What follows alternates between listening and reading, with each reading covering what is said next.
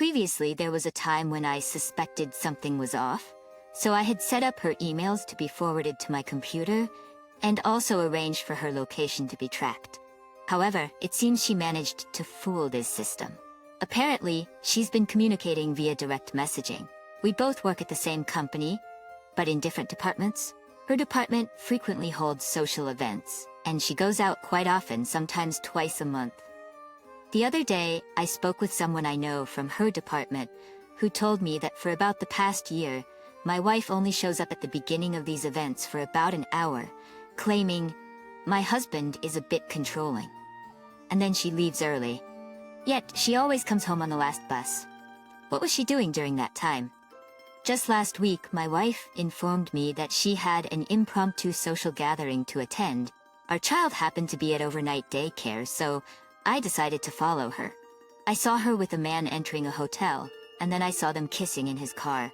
I did not hire a private detective as this was a sudden incident. I thought I could catch her because she usually uses social events as a cover to go out, so I was on standby on my motorcycle. I managed to film them.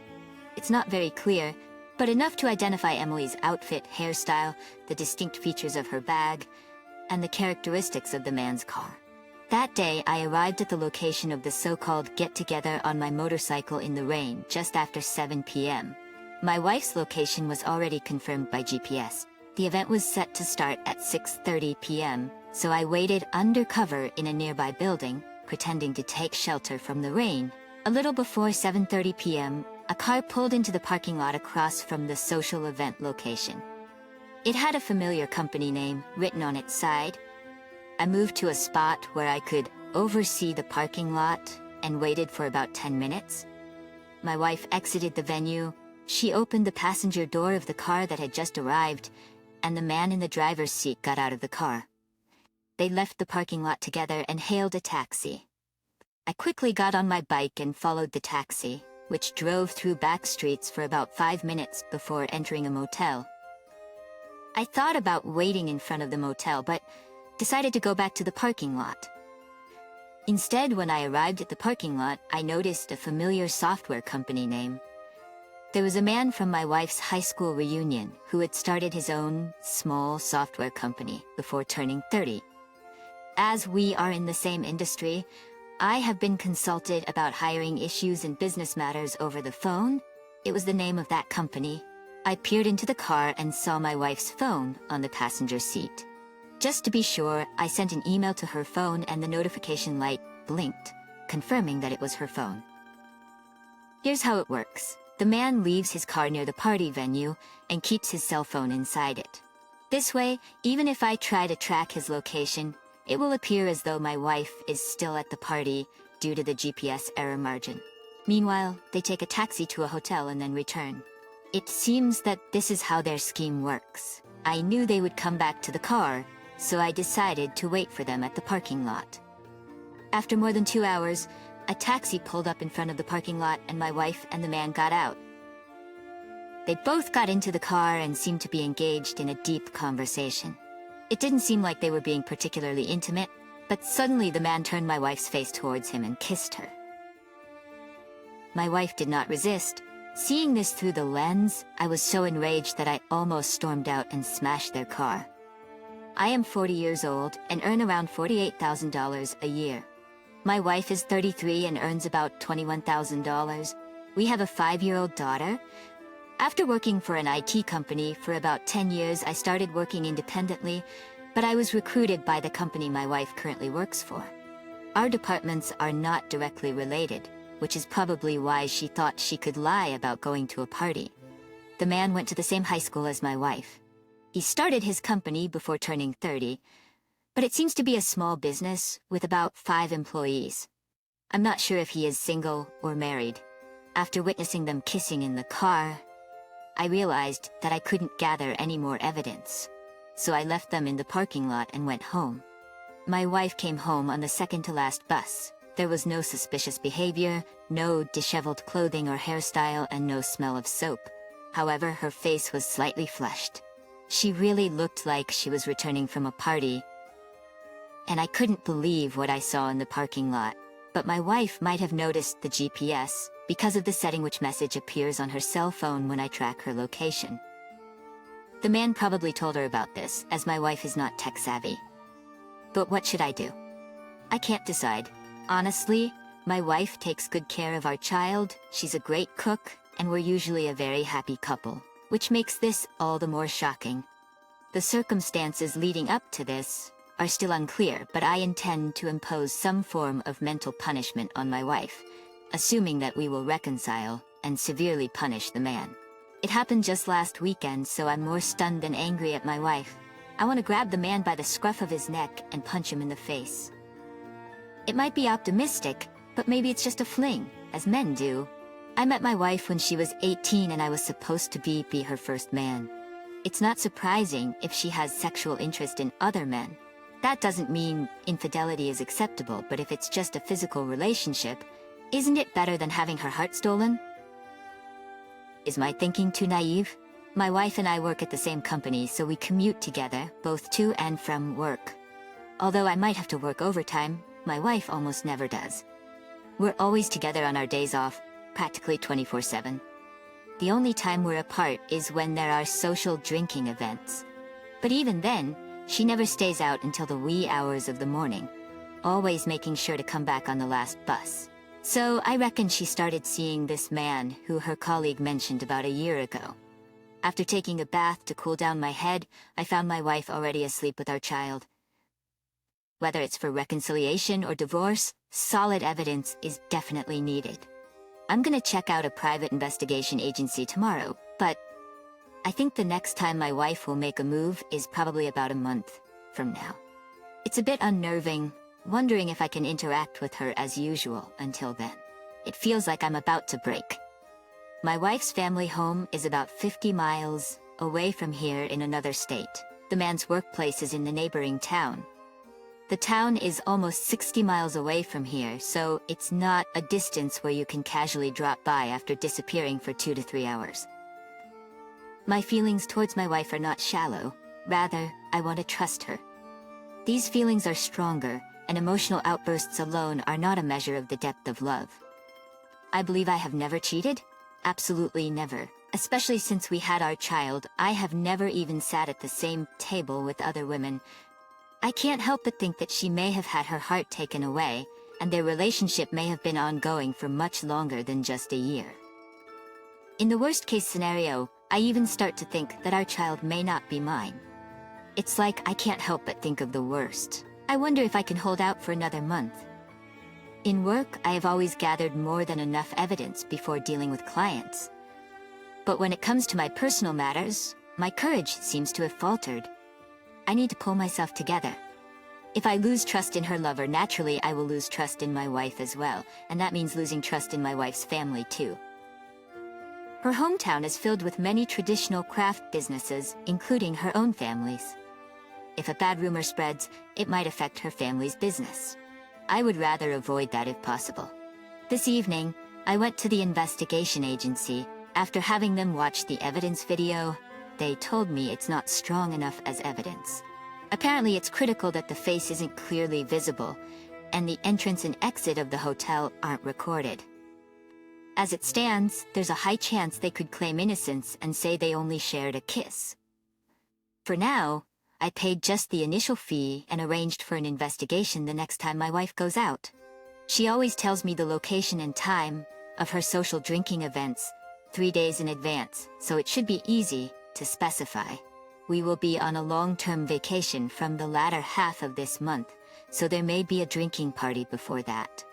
During that time, I think she will be suspicious if I refuse to sleep with her, which is the hardest part. I am considering doing extra work and working overtime, advancing work with a deadline 2 months ahead. I am trying to minimize the time I spend with my wife, and I barely have an appetite. I feel hungry, but I don't feel like eating. I've lost almost 7 pounds. My wife looks worried seeing that I'm not eating much, but I just brush it off by saying my stomach hurts. Actually, the upper left side of my stomach does hurt a bit. I honestly didn't think it would be this painful. Every move my wife makes reminds me of what she has done with her lover, and every time this thought pops into my head, I can feel my blood boiling. I try to act as normal as possible, but I'm not sure if I'm doing a good job. I've endured a lot of hardships at work, but this is the first time something has taken such a mental toll on me. Spending time with my daughter provides some relief, but right now I can only see her for a little over an hour in the morning. This too is hard. I try to keep my distance when I'm about to lose it, and do my best to remain calm. I'm thinking of taking my daughter somewhere during the 3-day holiday that starts tomorrow. I'm telling my wife to go out alone. It's much more peaceful that way. In fact, I've come to think that it'd be better if she met with her lover, so we could get things settled sooner. But he lives about 60 miles away, so it's unlikely they'll meet. I did notice a change in my wife. Normally, she leaves her phone on the living room charger when she comes home, but today, she had her phone with her, all the time.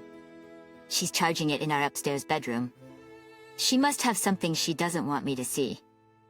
Maybe she's communicating with her lover from home. I'm starting to feel angry at my wife for bringing the remnants of her infidelity into our home. I want to resolve this as soon as possible. Not much has changed since then. No new evidence. After all, she's always carrying her phone.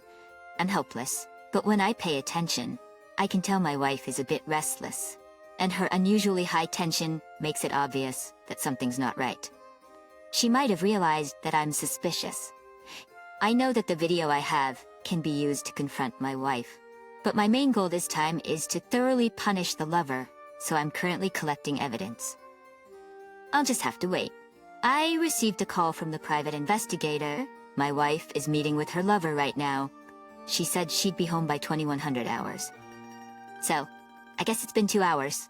My wife came home a little before 9 p.m. According to the report from the private investigator, she was talking to her lover at a diner, not a hotel. I got so mad, thinking they were going straight to a motel, that I hit my keyboard. I asked the private investigator to record their conversation at the diner so I should receive it soon. Last night, my wife said she was going out to buy a baby shower gift for a friend and have dinner with them tomorrow. It's different from their usual pattern, but I asked a detective agency to start an investigation just in case. I received an audio file of their conversation from the detective agency, along with a JPEG file. My wife's voice is relatively clear, but the man's voice is muffled and there are many parts that are difficult to identify. From what I can tell, my wife seems to be scolding her lover for persistently emailing her at home. I guess they both realize that I'm suspicious. It might be about time. With this conversation, the picture and the video from the other day, I think I have no choice but to confront her. It seems she's been communicating with her lover via direct messaging. The investigation I requested about the man's background has been completed, so I'll go to the detective agency tomorrow afternoon. It feels like the time has come, and strangely I feel calm. I'll confront my wife after receiving the report tomorrow. My wife claimed to have a headache and went to bed early with our child. Actually, she looked unwell and haggard since last night. She was absent-minded during the parent-teacher meeting this morning, as if her mind was elsewhere. In the afternoon, I received last night's report from the private investigator. I was shown a DVD, some printed photos, and a detailed report arranged chronologically. I asked the investigator about their impression of this situation, and they said, subjectively, after a disclaimer, that it felt like my wife was being bothered by persistent emails from the man she's already broken up with, who's trying to rekindle their relationship. It was also reported that right after they left the diner and got into the man's car in the parking lot, he abruptly tried to kiss my wife, but she resisted fiercely, and a scuffle ensued. This scene was recorded on the DVD. It seems natural to believe that they have broken up. But the man is trying to reignite their relationship. I also received the results of the investigation into the man's background. He married in 2001 and divorced around January 2006. The rumor has it that he got hooked on online dating sites, which was the reason for the divorce. They had no children. His office is about a third of a mile from the station in a multi-tenant building. He has 3 employees, and his business is neither flourishing nor failing. Interestingly, the building that houses his office is owned by the man's mother. It sounds like he is quite a wealthy man. By the way, the man is an only child. I intended to confront my wife tonight, but since she's already asleep, I will do it tomorrow. An advantage I have is that the man had worked at our company for a while. If he sent any seductive emails to my wife during that time, there should be a record of it. If I bring this up, he would have to confess. If I refer to the email history, it would become known in the company. And I would not get away unscathed, but I believe it is worth it at least. Regardless of any strategies, an affair cannot happen without time spent with the man, so one approach might be to keep a close watch and not give her any free time. I have not hired a lawyer yet. I was introduced to a law firm by the private investigator, but I am thinking of hiring them to demand compensation from the man after talking with my wife. As far as I am concerned, I would rather not get a divorce if possible. Given my current job with its business trips and overtime, it is clear that it would be disadvantageous for me to gain custody. If we did not have a child, I would probably be divorced by now. That is certain. Based on the information I have now, there is absolutely no room for sympathy for my wife. I am not considering my in-laws' position anymore. If this becomes public and it ruins their business, I am prepared to consider that they deserved it. It does not matter whether my wife is the victim or the perpetrator. I just want to reveal everything and reach a conclusion. And I do not want to have any unnecessary preconceptions before reaching that conclusion. Emotionally, I feel more hatred right now. There is some progress in this whole affair. Firstly, about the man. I have filed a criminal complaint. I have filed a criminal complaint against him for his threatening emails, which he sent right after he agreed to pay compensation. Our company is also planning to sue him for obstructing business. Additionally, he may be sued by the affiliated company that directly employs him. According to my lawyer, he is almost certainly guilty. My wife was taken to the hospital by ambulance last Friday while she was doing household chores. She was experiencing severe diarrhea and vomiting and was hospitalized in an emergency. The diagnosis was acute gastroenteritis. According to her doctor, it was of ischemic nature and likely due to psychological stress. They said she will be discharged by the middle of next week. After her discharge, she will return with our daughter to her parents' home in Nebraska for recuperation. Until we resolve the issue with the man involved, she will likely continue to live separately. My wife has also decided to resign from her current job at her own request. Considering the current circumstances, I plan to put significant restrictions on her and aim to rebuild our relationship. I was able to get some details from my wife. She met him again at a drinking party, where he was involved in a project that started in April through an affiliated company. Apparently, he gave her a ride home on the fourth drinking party. I have obtained testimony from him that he had targeted my wife from the beginning. Since then, she started leaving the monthly drinking party early to go on drives with him, went out for drinks, just the two of them, for the first time after the project launch in December, and went to a hotel for the first time after the drinking party in January. On the way home, my wife, who found out that she was being tracked by GPS by chance, got scared and said, "Let's stop."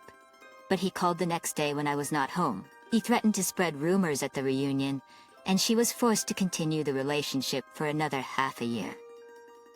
Even though she received many emails saying, "Let's meet," she made excuses that she could only go out during the drinking party and seems to have had a relationship once a month.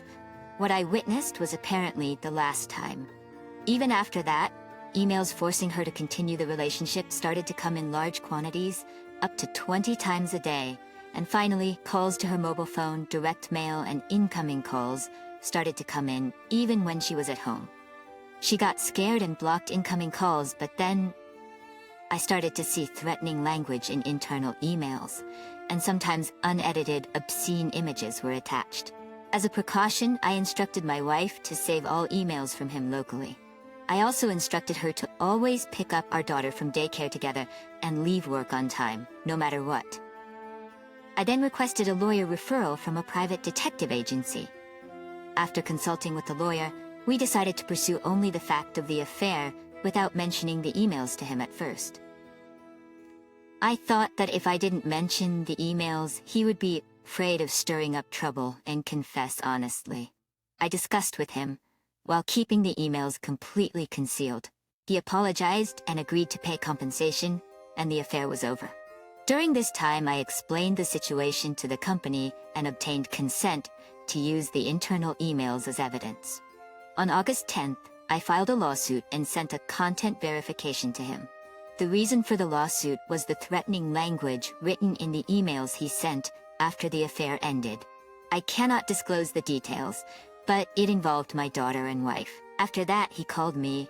At first, he begged me to drop the charges, but then he started to threaten me, saying I wouldn't be able to stay in the company. When I told him I had already informed the company, he hung up without saying a word.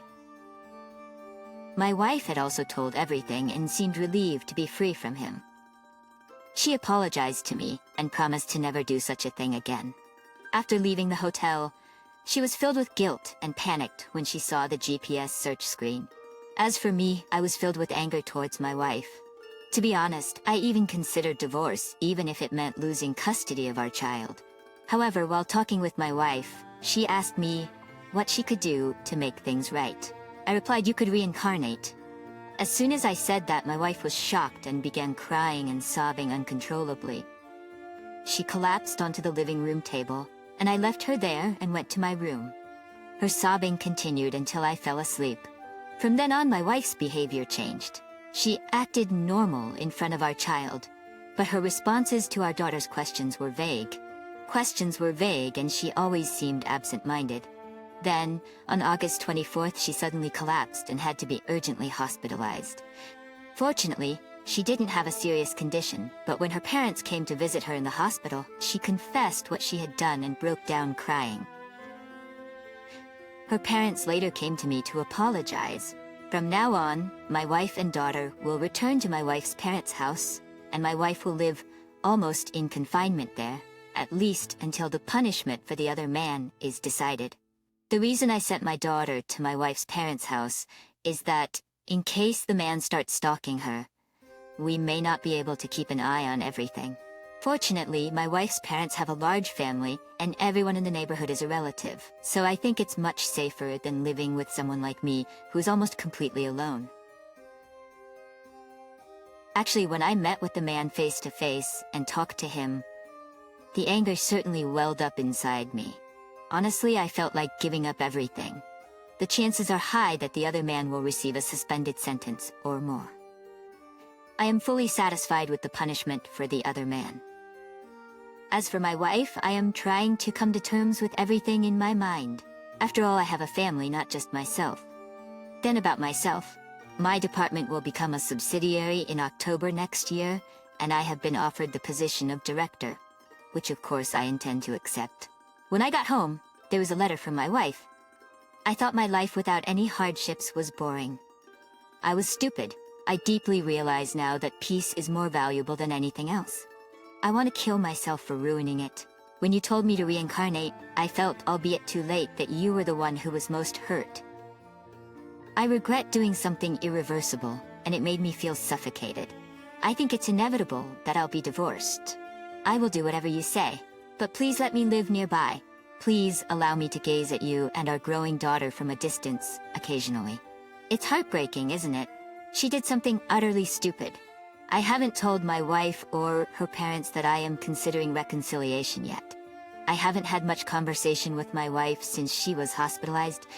My intention to reconcile will not change in the future, but I am thinking of living separately from my wife for a while, with the possibility of reconciliation, not assuming it. I don't know what the result will be, but if she does the same thing again, I think she knows it won't end well. In the future, both of us may be troubled by flashbacks. However, if my wife devotes herself to atonement and I strive to accept what she did, I believe that one day, this incident will become a mere memory, free from the pain it currently carries. This might take 10 or 20 years. But fundamentally, I believe that a marriage isn't something to be considered over a span of a few years, but rather, it matures over decades. The more we struggle in the process of maturation, the deeper our connection as a couple will be in the future. That's what I want to believe right now. Thank you for watching the video all the way to the end. If you resonated with the content, please leave a positive rating and a comment.